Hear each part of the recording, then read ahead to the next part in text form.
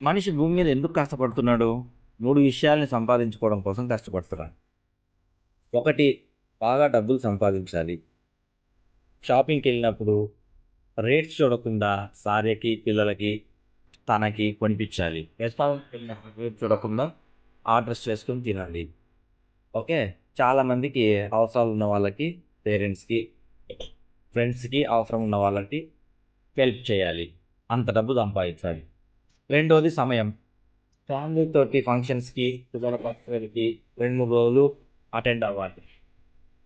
అని టైం రోజు 2 గంటలు ఎక్సర్సైజ్ చేయడానికి టైం సంపాదించుకునే దానికోసం పనిచేస్తుంది. ఇక మూడోది పిల్లలకి సెక్యూరిటీ.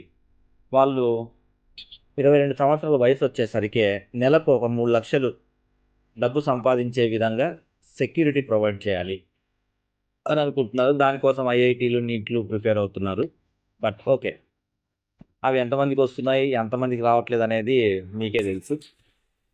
ఇప్పుడు ఈ 3 విషయాల్ని మనీ, టైమ్, సెక్యూరిటీ ఈ 3 మీరు చేస్తున్న పని ద్వారా వస్తున్నాయా?